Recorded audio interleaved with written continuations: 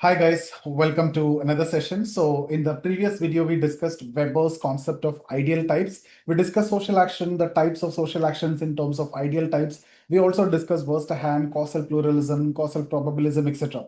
So we have also seen how he used ideal types as a methodological tools to study social world, and that's exactly what you have seen in the theory of social action. And today we will be looking at how Weber applied the same concept in two of his famous work, that is Authority and Bureaucracy. Both can be asked together, both can be asked separately. When it comes to bureaucracy, they can ask you features of bureaucracy, critically analyze bureaucracy, etc. Similarly, Authority also they'll ask you separately. So these are two separate questions which can be asked but will be tackled here in this one single lecture. So these two concepts not only explaining how modern societies are organized. So it's all about, when we talk about bureaucracy, we are talking about efficiency, authority, impersonality, how the works are getting done and everything. But it's not about, the explanation of how modern society is organized, but it also show, how rationalization transfer power into legitimacy and efficiency. So power, how it becomes authority, which is nothing but the legitimate power, and then it becomes efficiency, which is nothing but bureaucracy. So we are going to discuss power to authority to bureaucracy, or power to legitimacy to efficiency. So this is what we are going to cover in this video. Okay. So when we talk about power, that's the capacity to influence others. And then we talk about authority, that's nothing but legitimate power, legitimacy. And then when we talk about bureaucracy, what comes to your mind is efficiency, the way the task is getting done. That's the modern industrial society. Okay. So let's first understand what is the difference between power and authority. That's the simple distinction that you need to know. So according to Weber, if you take this definition, power is the chance of a man or a number of men to realize their own will in a communal action, even against the resistance of others. So even against the resistance of others, if I can, I have the chance to realize my own will, or a group of people, including me, have a possibility to, get whatever I want, even against others' will. That's what power. So power is a chance of a man or number of men to realize their own will in a communal action, even against the resistance of others. That means power is nothing but the ability to influence others, even if they disagree, even if they are not agreeing to it, or even if they are against it, but still you have the capacity to influence them. But authority is different. That is legitimate power. So in authority, people accept power as rightful or justified. Okay, so legitimate power, or justified power, or the legal, that's considered legal, right? So which means when we talk about authority, there definitely involved power. So all authority is power, but not all power is authority. Legitimate power, or the justified power, or the legal power is what? Authority. So if some robber is pointing a gun towards you, so now he can influence you even against your will. That is not a legitimate power. That's not authority. That's the power through coercion. But when a police officer give you an order, or an IAS officer or judge give you an order, it's an authority because it's legitimate in the eyes of society. So I hope you got the difference between power and authority. Power is your capacity to influence others even if they disagree, but it can be legal or illegal through coercive also. But legitimate power is what? Authority. So what is the source of legitimacy? Weber identified three sources of legitimacy which form the basis of ideal types of authority. So three sources are tradition, charisma, and rationality. And from these three sources of legitimacy, he derived three pure types of authority, three ideal types for authority. And any authority will be combination of this, or anyway it will fit into that, just like social action. So one is traditional authority, which is similar to traditional action, then charismatic authority, which is similar to affective action, then legal rational authority, which is similar to Zweck rational action. I'll get into the details of this. Each of these correspond to particular kind of social action. That's what? Traditional authority, traditional action; charismatic authority, affective action; Zweck rational action is what? Legal rational authority, but one is missing, and that's one of the criticism also. That's the methodological anomaly anyway. Now let's start with traditional authority. See, this is a very less, what to say, conscious power, right? We have seen traditional action as a less conscious action. So this form of authority, when we talk about traditional authority, that comes from long established customs, beliefs, and traditions. People obey not because of rules or personal qualities, right? But because it has always been so.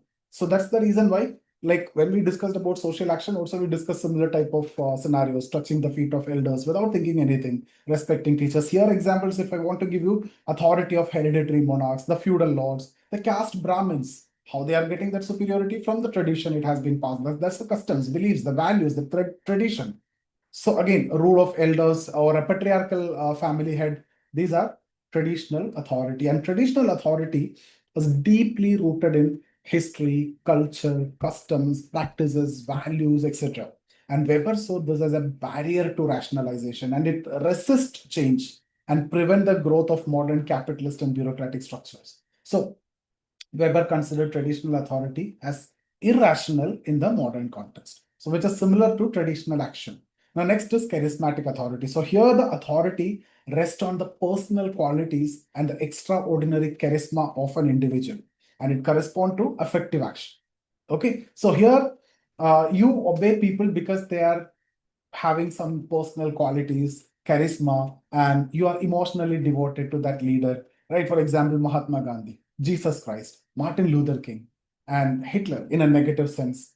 But again, when we look at this charisma, it's unstable. It thrives in times of crisis also. And once the leader dies, or once he loses followers, or the faith, like uh, that system may collapse. But again, that system may turn out to be a traditional system or can be rationalized also. So, a system which is based on a leader, once there is a death of the leader, or when the leader loses charisma or followers, the entire system may collapse. There is a possibility. And Weber, there is a process. That process is what Weber called as routinization of charisma, when charisma slowly gets into like institutions, into rules and traditions. That's what routinization of charisma. So, a leader who established a system based on his charisma, but that over a period of time, it can get transmitted to the next generation. Then it becomes traditional, or some rules and regulations and everything will be codified. Then it becomes, rational legal authority also. Right after the death of the charismatic leader, his followers, they create rituals or offices to continue that legacy. So gradually, what I'm saying is this charisma will get into traditional or rational authority. Charisma, which was based on that particular leader, but it can become traditional or rational authority, routinization of charisma. The third one is legal rational authority. So, this is a modern and the most rational form of authority. And here, everything is based on rules, regulations, laws, rule of law, the formal procedures, rather than any personality or personal qualities or traditions or beliefs. So here, obedience is not to the person, but to the office, the position. So you respect the position of judge, you respect the position of police officer or the IAS officer or the ministers, and all of them are operating under law and not personal will. So this type of authority that correspond to which action? Zec rational action, the goal-oriented social action, and its purest expression is found in bureaucracy. So that's what we are extending in the next topic. So the rational legal authority will extend to bureaucracy. So legal rational authority, when we talk about, that dominates the modern industrial society, because this will help to enhance predictability, efficiency, impersonality, technical expertise, and all these are in fact the features of bureaucracy also. Okay, but again, these are ideal types. In real life, no authority exists in its pure form. So leaders often combine all the three. For instance, when we talk about Nehru or Franklin Roosevelt, they derived legitimacy from elections also. So that means rational legal, and from national tradition also, so traditional, and from personal charisma also, so charismatic, right? So there can be combinations. So that's what I told you. These are ideal types. The pure form may or may not exist directly. So you need to understand in terms of, you know, uh, combinations. So causal pluralism, right? But again, there can be conflict also in this. The charismatic leader can threaten the legal institution sometimes, and the excessive bureaucracy can also suppress charisma or tradition. So that's why Weber, in fact, told that societies are always in a dynamic process of transformation from tradition to rationality, from charisma to institutions. Okay, now there are some criticisms. The beginning itself, I told you conceptual anomaly. So Weber proposed four types of social action: traditional, affective, word rational, Zweck rational. But here he's talking about traditional, affective, and Zweck rational. So he is mentioning only three types of authority. So the lack of parallelism is questioned just for the sake of criticism. And then Foucault critique, very famous. Power, according to Foucault, is not concentrated in persons or offices. It's diffused throughout society and operates at all levels. We discussed that in the chapter of power. Robert the Hill observation, again, we discussed in the chapter of power. Authority is situational. A person may hold authority in one context, but he can be subordinate to other in some other context. Okay, so these are some criticisms. Now let's get into bureaucracy. Bureaucracy is the institutional form of legal rational authority.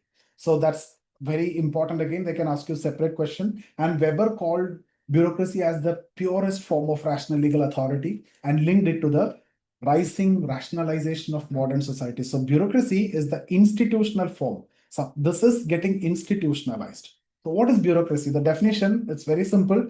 The hierarchical organization which is designed rationally to coordinate the work of many individuals for large-scale administrative tasks. So in simple terms, it is an administrative machinery that runs modern states, corporations, and institutions. From government, like all the setup, the ministries, the universities, the private firms, bureaucracy is there everywhere. Rational organization, there are some features like based on legal rational rules. So work is governed by written laws and regulations, not based on personal, will. Then hierarchy of authority. So there is a clear chain of command. There are superiors, there are subordinates, and the subordinates has to follow the superiors, their guidance and everything, right? And then specialization is very important. Tasks are divided and performed by trained professionals. So in bureaucracy, everyone is trained in that job. And then these one of the other features is permanent and paid officials. They're salaried, they're full-time and career-oriented.